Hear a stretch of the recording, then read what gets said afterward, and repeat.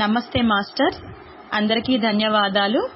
ఇప్పటి వరకు ఎంతో జ్ఞానాన్ని అందించిన అద్భుతమైన ఆధ్యాత్మిక జ్ఞానదీపికల సమాహారం అయిన ఒక యోగి ఆత్మకథలో ఈరోజు 48వ ఆడియోలో యోగానంద గారి చివరి మాటలు, వారు స్థాపించిన సంస్థల గురించి తెలుసుకుందామా? ప్రపంచం అశాంతితో నిండినప్పుడు ఈ యోగ విద్య ఎందరో జీవితాలకు దారి చూపిస్తుంది అని లాహిరి వారు అన్నట్లు, ప్రపంచ యుద్ధాల సమయంలోనూ, లండన్, అమెరికా దేశాలలో జరుగుతున్న మారణహోమ సమయంలోనూ మేము మా అశాంతిని కోల్పోలేదు. ధ్యానం విలువను అర్థం చేసుకొని ఎన్నో ప్రమాద హెచ్చరికలలో సైతం మేము ఈ ధ్యానం ద్వారా అంతఃశాంతిని పొందగలుగుతున్నాము అంటూ లండన్ నుంచి, ఇంగ్లాండ్ మరియు యూరప్ దేశాల నుంచి ఎన్నో ఉత్తరాలు యోగానంద గారి కృషికి ఫలితాన్ని తెలియచేశాయి. మరి యోగానంద గారు 1942లో సెల్ఫ్ రియలైజేషన్ ఫెలోషిప్ కార్యకర్తల ద్వారా కాలిఫోర్నియా, హాలీవుడ్లో church of the all religions అనే మందిరాన్ని నిర్మించారు. ఆ తర్వాత శాండియాగోలో ఒక మందిరము, 1947 లాంగ్ బీచ్లో ఇంకొకటి స్థాపించగా, ఆ తర్వాత 1949లో లాస్ ఏంజల్స్లోని పసిఫిక్ పాలిసేడ్స్ ప్రాంతంలో ప్రపంచంలోకే అందమైన పూతోటలు, ఎత్తైన కొండలతో, జలధారలతో ఉన్న లేక్ షెన్ ఎస్టేట్ ఒకటి SRFకు కానుకగా అందించబడింది. అక్కడ ఒక మందిరము మరియు చైనా నుండి తెప్పించిన బుద్ధుడు మరియు క్వానియన్ పాలరాతి విగ్రహాలతో అలంకరించారు. కొండ పైభాగాన క్రీస్తు నిలువెత్తు భారీ విగ్రహం కూడా ఒకటి ఏర్పాటు చేశారు యోగానంద గారు. ఆ తర్వాత 1950లో గాంధీ గారి చితాభస్మంలో కొంత భాగాన్ని ఇక్కడికి తెప్పించి ఆ ఎస్టేట్లోనే Mahatma Gandhi world peace memorial పేరుతో స్మారక చిహ్నం ఒకటి ఏర్పాటు చేశారు. 1951లో హాలీవుడ్లో కూడా SRF కేంద్రం ఒకటి స్థాపించారు. ఈ యోగ విద్యను గురువుల మార్గదర్శకత్వంలో చేయవలసిందే అయినా దీని గురించి కొంత అవగాహన కోసం ఒక మ్యాగజైన్ కూడా ఏర్పాటు చేశారు. క్రియాయోగ శాస్త్ర పద్ధతిలో ధ్యానించడం గురించి, ఆధ్యాత్మిక జీవితం గురించి వివరిస్తూ ఈ మ్యాగజైన్ రాంచీలోని YSSF సంస్థ ద్వారా నిర్వహించబడుతుంది. యోగ విద్యను వ్యాప్తి చేయటంలో మీరు మీ లక్ష్యాన్ని సాధించారా అని యోగానంద గారిని చాలా మంది తరచూ అడిగే ప్రశ్న. ఇలా శాండియో అధికారి కూడా ఒకసారి అడిగారు. అందుకు సమాధానంగా అవును, ఖచ్చితంగా అవుననే చెప్పేవారు.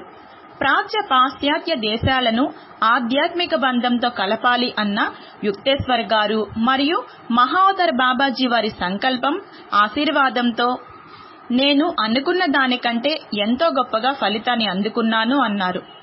ఇందులో కొన్నిసార్లు ఆటంకాలు ఏర్పడవచ్చు, కానీ దేవుడి పరీక్షకు గురి అయ్యేవాడు ధన్యుడు అని జవాబిచ్చారు. ప్రపంచ దేశాల శాంతి అనేది అసంభవమైన ఊహ ఏమీ కాదు అని వారి అభిప్రాయం. భారతదేశం అనేక వేల సంవత్సరాలుగా భౌతిక సంపదలలో కానీ, ఆధ్యాత్మిక జ్ఞానంలో కానీ ప్రపంచ దేశాల కన్నా మిన్నగా ఉండేది. 200 సంవత్సరాల విదేశీ పాలన వలన ప్రస్తుతం భారతదేశం పేదరికాన్ని అనుభవిస్తూ ఉండొచ్చు.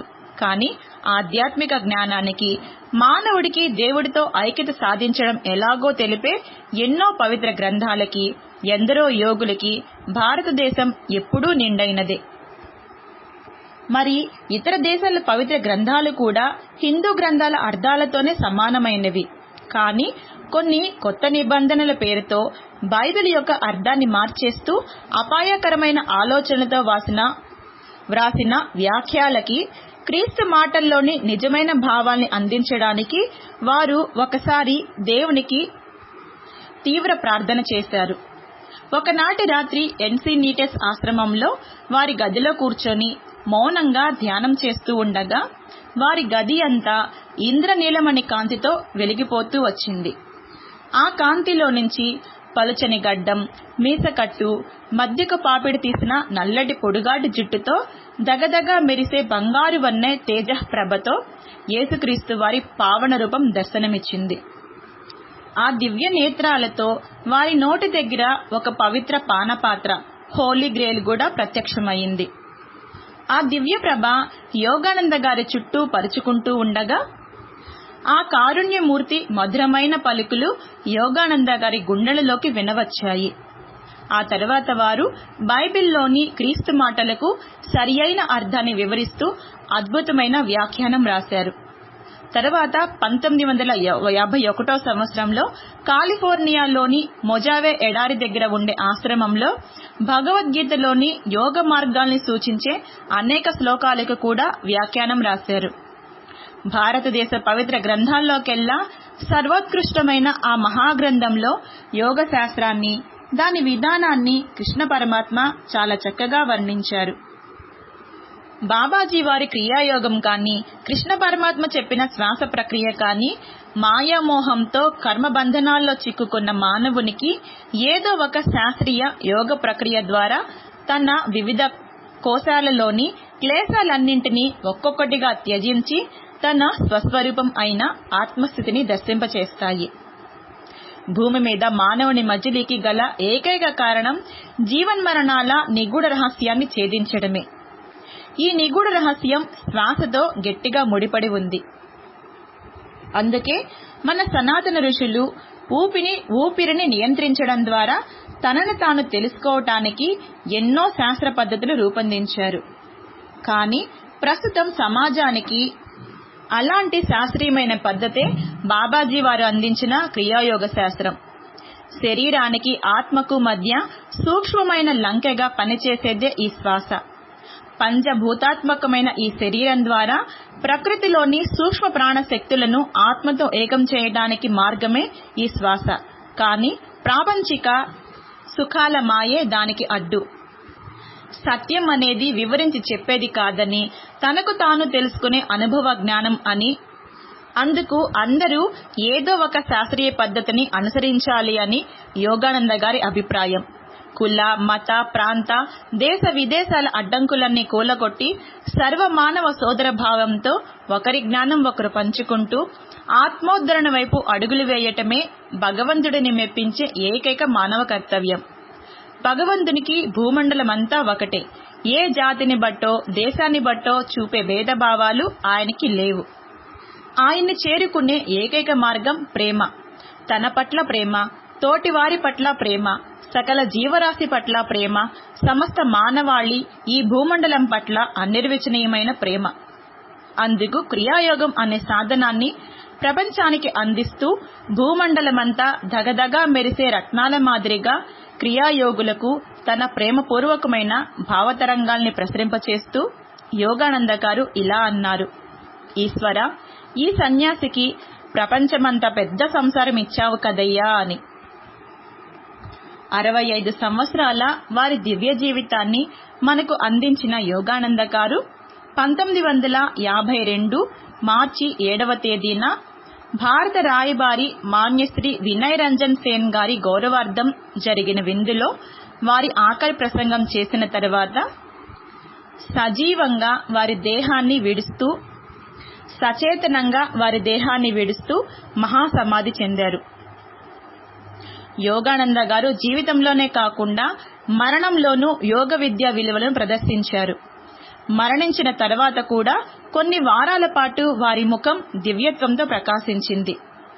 మార్చి 7వ తేదీన ఎలా ఉందో మార్చి 27వ తేదీ వరకు కూడా వారి శరీరంలో కానీ ముఖంలో కానీ ఎలాంటి మార్పు చోటు చేసుకోలేదు. వారి చర్మం బూజు పట్టడం కానీ కుళ్ళిపోవటం కానీ జరగలేదు. లాస్ ఏంజలిన్లోని forest lawn memorial park mortuary వారు వారి భౌతికకాయ లక్షణాలన్నీ వివరిస్తూ ఇలాంటి అద్భుతం ఎన్నడూ మేం ఎరుగనిది అంటూ వారు ఎస్ఆర్ఎఫ్ వారికి ఒక సర్టిఫికెట్ కూడా ఇచ్చారు. మాస్టర్స్, అనుకోకుండా దీనికి సంబంధించిన ఒక చిన్న వీడియో నాకు నిన్ననే అందింది. అది కూడా మీకు షేర్ చేస్తాను. మాస్టర్స్, నిజంగా నాలాంటి ఒక సాధారణ వ్యక్తి ఇలాంటి పుస్తకంలోని అనేక విషయాలకు వ్యాఖ్యానం రాయటం నిజంగా ఈశ్వరానుగ్రహం అండి. చాలా చాప్టర్స్ ఎలా రాయాలో అర్థం కాక చాలా సతమతమయ్యేదాన్ని. కానీ లైన్ తర్వాత లైన్గా యోగానంద గారి ఆశీస్సులు నాకు లభిస్తూ వచ్చాయి. మహావతార్ బాబా గారు, లాహిరి మహాశయులు, యుక్తేశ్వర్ గారి శిష్య శిఖామణి పరమహంస యోగానంద గారి దివ్య ఆశీస్సులే ఈ పుస్తకం పూర్తి చేయడానికి మూల కారణం మాస్టర్స్. అలాంటి మహాగురువుల పరమహంస యోగానందకారి పాదపద్మాలకు శతకోటి ఆత్మ ప్రణామాలు.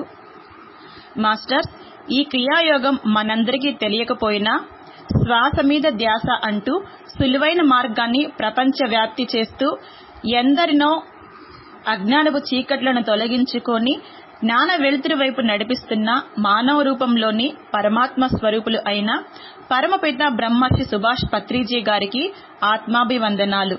ఇంతవరకు ఈ ఆడియోను ఆదరించిన ఆత్మస్వరూపులందరికీ ధ్యానాభివందనాలతో మీ ఆత్మ సోదరి స్వాతి.